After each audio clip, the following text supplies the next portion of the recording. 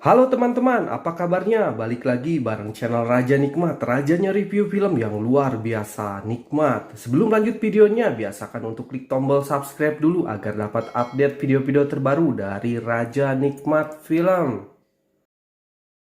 Film pun akan dimulai. Kisah diawali dengan dipertontonkan kehidupan di kastel atau istana, di mana Raja Lord Brunno sedang makan siang dengan Ratu Francesca. Di sini sang raja menceritakan kepada Ratu Francesca tentang bisnis jualan sutra yang semakin maju dan memerintahkan Ratu untuk hanya Hardolin saja. Tapi sang ratu malah tidak menghiraukan, malah main mata dengan pelayannya. Begitu juga pelayannya yang bernama Macheto merespon kode isyarat Ratu Francesca. Hingga malam pun tiba, di mana Macheto sedang manja-manja dengan Ratu Francesca. Ratu bercerita sebenarnya muak dengan sang raja yang setiap makan selalu bercerita tentang perang dan bisnis. Tanpa mereka sadari, tiba-tiba Raja Brunno datang dan mengetahui hubungan mereka. Sontak Macheto pun kaget, lantas ia pun loncat ke jendela dan kembali ke kamarnya. Di sini Macheto sangat beruntung karena Raja Brunno tidak mengenalinya. Karena sudah yakin Francesca selingkuh dengan pelayannya, Raja Brunno lantas pergi ke kamar pelayan. Karena melihat semua pelayannya tertidur pulas, Raja Brunno mengecek detak jantung satu persatu pelayannya. Raja Brunno beranggapan kalau ada yang jantungnya berdetak kencang, ya pasti orangnya yang berselingkuh dengan sang ratu. Raja Brunno menemukan salah satu pelayannya yang detak jantungnya kencang. Ia pun lantas memberi ciri dengan memotong rambutnya dan akan diadili besok harinya. Pelayan itu adalah Macheto. Di sini Macheto yang sudah diberi tanda dipotong sebagian rambutnya, ia pun memotong semua pelayan yang lain dengan maksud mengelabui sang raja. Keesokannya raja pun bingung karena semua pelayannya sama semua kalau rambutnya ada yang memotong. Macheto pun selamat. Scene pun berganti di mana Ratu Francesca ini menghampiri Macheto yang sedang mencari ranting kayu. Macheto terkejut dan sudah menghindari Francesca karena Francesca sudah sakne berat. Ia pun lantas memeluk dan mencium Macheto. Di sini Macheto menolaknya karena ia sadar akan tempat dan resikonya, di mana kalau ketahuan pasti akan dibunuh Raja Brunno. Mungkin sedang apes atau sepandai-pandainya tikus melompat pasti akan jatuh juga. Ya, Macheto pun ketahuan oleh Raja Brunno. Dari kejauhan Raja Brunno memantaunya dan karena sudah jelas bahwa saatnya Macheto yang sudah mencuri apem miliknya, ia pun memerintahkan pengawalnya untuk menangkapnya. Macheto yang sadar akan ditangkap, ia pun lantas pergi ke hutan. Terjadilah adegan kejar-kejaran antara Macheto dan pengawal. Dikarenakan pengawal agak boyot dan kurang cekatan, Macheto pun selamat lagi. Scene berganti, di mana dilihatkan kehidupan biarawati. Sekilas tidak ada yang aneh, tapi sebenarnya kehidupan mereka aneh-aneh semua. Terlihat kebiasaan Suster Fernanda dan Ginerva suka sekali mencuci dan Alessa yang hobi merajut kain atau menyulam. Hingga di suatu hal kejadian di mana Fernanda dan Ginerva sedang ngobrol bareng dan lewatlah tukang kebun dan menyapa mereka dengan lembut dan sopan. Tapi entah apa yang merasuki Fernanda dan Ginerva ini, sontak malah memarahi dan mencaci maki tukang kebun ini. Scene pun berganti, di mana Alexa yang dijenguk oleh ayah handanya sangat bahagia sekali. Hingga di suatu momen berubah menjadi mencekam ketika Alexa menanyakan kabar Ricardo. Ricardo ini adalah pacar Alexa yang batal menikahinya. Hingga akhirnya Alexa menetap di gereja dan menjadi biarawati. Karena mengetahui Ricardo sudah menikah dengan wanita lain, ayah Alexa pun berpesan untuk tidak memikirkan Ricardo dan jadilah biarawati yang baik. Dengan meninggalkan rasa sedih, ayah pun pamit untuk pulang. Suatu hari di mana Alexa, Ginerva, dan Fernanda sedang berjalan dan saling curhat satu sama lain. Terlihat tukang kebun yang ramah dan baik hati menyapa mereka. Entah karena birahi yang tidak tersalurkan atau berbeda tanggapan, Alexa, Ginevra, Fernanda ini menghampiri tukang kebun itu. Mereka memarahi dan memukuli. Kejadian ini bukan sekali atau dua kali terjadi. Entah apa yang merasuki biarawati ini. Setiap ditegur oleh tukang kebun pasti emosi. Scene pun berganti, di mana Bapak Tommaso sedang berkemas mau pergi ke kota. Bapak Tommaso ini mempunyai rutinitas menjual kain rajut hasil karya biarawati.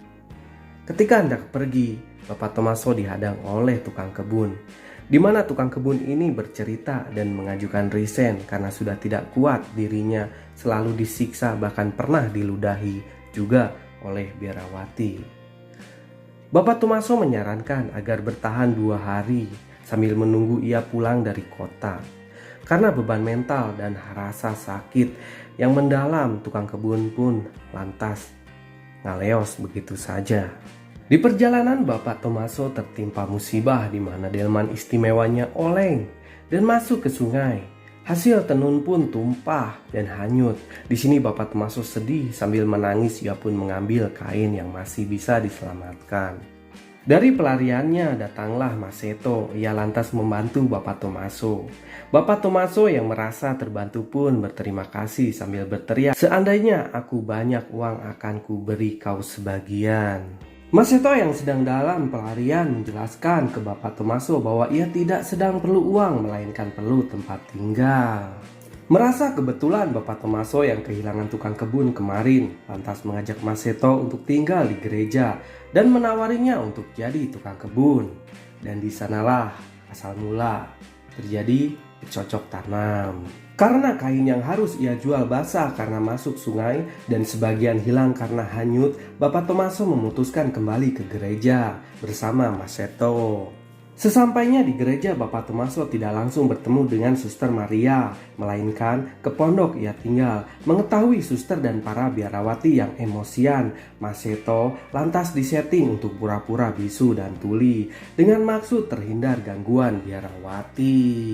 Sambil meneguk anggur merah cap orang tua yang Bapak Tommaso kasih, Masetto menceritakan asal mulanya dirinya lari ke hutan dan sekalian melakukan pengakuan dosa karena ia telah tidur dengan prameswuri raja atau Ratu Francesca. Yes. Scene pun berganti, di mana Bapak Tommaso mengajak Masetto menghampiri Suster Maria. Selain untuk diperkenalkan, Masetto juga akan resmi menggantikan tukang kebun yang dulu pergi. Bapak Tommaso menjelaskan bahwa Masetto ini bisu dan tuli, jadi kiranya cocok untuk menggantikan tukang kebun di sini. Karena Suster Maria ini adalah kekasih gelap Bapak Tommaso, tanpa berpikir panjang Masetto pun diterima. Di pagi hari yang cerah terlihat Alexa, Fernanda sedang berbincang-bincang. Karena Masetto tidak tahu akan sifat biarawati, ia pun senyum kepada Alexa. Dan apa yang terjadi? Fernanda tiba-tiba marah dan menghampiri Masetto. Fernanda tidak tahu akan posisi Masetto di gereja. Ia menganggap Masetto penyusup dan hampir mengkadek Masetto dengan kampak. Alexa pun lantas memanggil Suster Maria. Di sana Suster Maria kaget karena Masetto mau dibunuh. Lantas memberitahukan keseluruhan biarawati bahwasannya Masetto adalah pemuda bisu dan tuli yang akan menggantikan tukang kebun sebelumnya.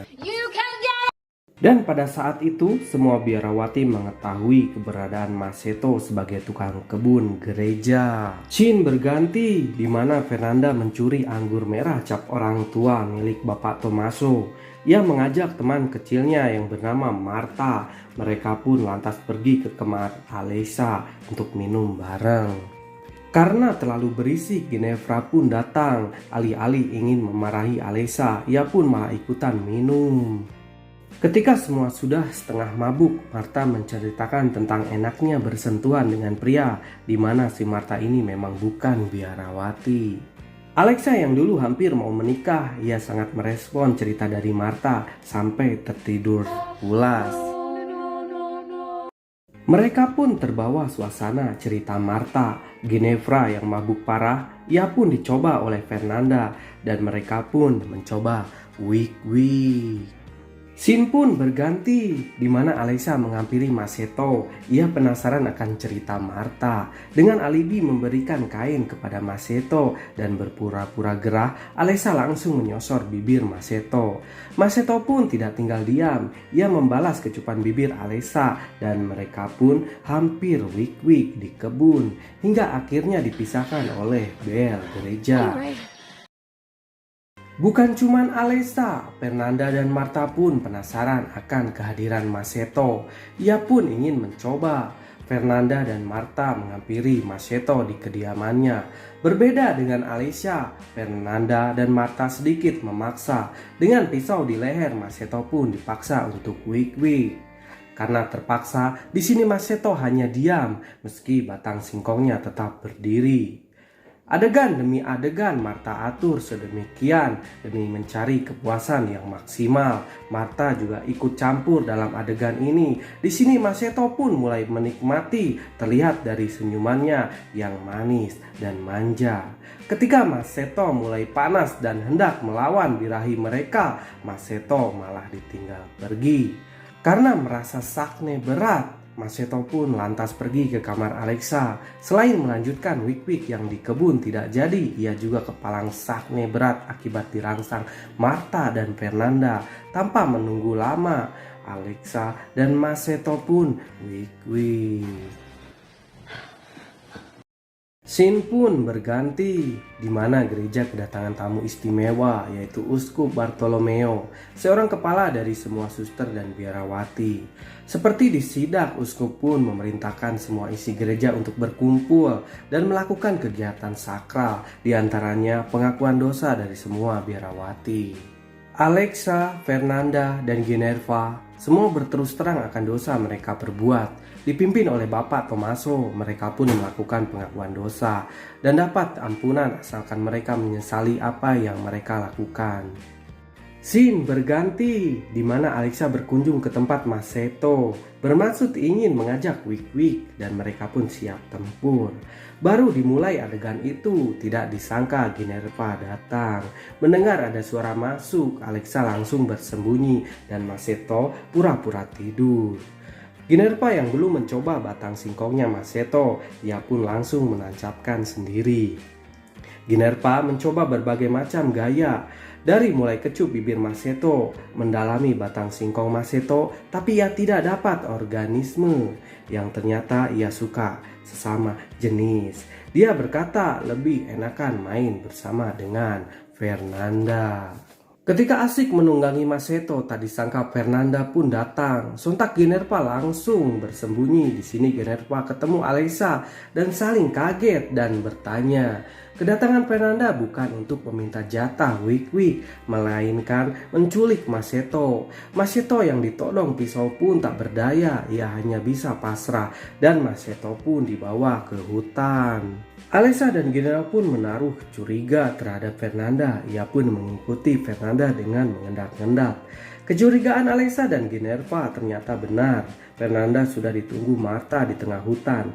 Martha ini ternyata pemimpin penyihir yang sesat, di mana sedang mengadakan ritual sesat, di mana Maseto akan dijadikan tumbal. Pasca kedatangan Maseto, ritual pun dimulai, di mana anggota penyihir yang semua perempuan dan tak berbusana berjoget ria mengelilingi api unggun. Maseto pun digeletakkan di atas batu. Fernanda dan Martha siap mengeksekusi mati Maseto.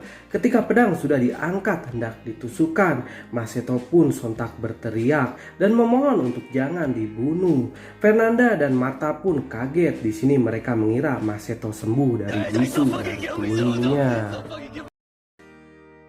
Melihat ritual yang tanpa busana dan joget ria, Ginerva tertarik. Ia pun keluar dari persembunyiannya. Karena ia wanita pecinta sesama, ia pun lantas membuka baju dan bergabung bersama mereka. Martha pun geram terhadap Ginerva karena sudah mengacaukan dan membubarkan ritual dia. Martha menghampiri Ginerva, maksud mau menghentikan Ginerva, mereka malah berkelahi. Ginerva yang bersifat liar akhirnya memukul Martha dengan batang kayu sampai pingsan. Alexa pun menghampiri Fernanda dan menyelamatkan Maseto. Fernanda yang sudah tidak punya teman, ia pun menghentikan aksinya. Mereka pun kembali ke gereja. Sesampainya di gereja, Ginerva berteriak-teriak membeberkan semua perilaku teman-temannya. Dari mulai Alexa yang suka wik-wik dengan Maceto ternyata bisa ngomong tidak bisu dan tuli, dan si Fernanda yang bergabung dengan kaum penyihir. Teriakan Ginerva pun membangunkan Uskup Bartolomeo. Ia pun mengetahui kelakuan semua biarawati. Uskup marah besar, ternyata biarawati di sini semua birahi. Dengan maksud mengadili mereka semua, Uskup memanggil Bapak Tommaso dan Suster Maria karena anak didiknya ternyata menyimpang semua. Nah, di sini ada kejadian yang aneh, lucu, dan menarik. Bapak Tommaso dan Suster Maria pun keluar kamar karena panggilan uskup. Yang anehnya Suster Maria dan Bapak Tommaso keluar dari satu kamar, dan lucunya Suster Maria keluar kamar dengan memakai penutup kepala celana dalam Bapak Tommaso. Dan Bapak Tommaso keluar kamar memakai daster Suster Maria. Dan menariknya ternyata mereka sudah selesai wik-wik. Scene terakhir di film ini, Uskup Bartolomeo mengadakan rapat penting. Uskup bersikap tegas akan peristiwa yang terjadi di gereja yang ia pegang. Uskup pun memberikan punishment atau hukuman kepada Bapak Tommaso, di mana ia harus pergi dari gereja. Maceto yang telah terbongkar jati dirinya, yang ternyata ia seorang tahanan kota atas tuduhan pencurian apem raja. Ia pun dikembalikan ke kastel dan dipenjara. Semua biarawati dihukum puasa selama 1 tahun full, dan film pun berakhir. Film ini berjudul Little Horse. Semoga kalian bisa mengambil hal positif dari film ini. Dan untuk hal yang buruk bukan untuk dicontoh. Disarankan hanya untuk hiburan semata. Terima kasih sudah menonton videonya sampai akhir. Jangan lupa di like, di komen, dan di subscribe. Sampai ketemu di film selanjutnya. Salam Raja Nikmat.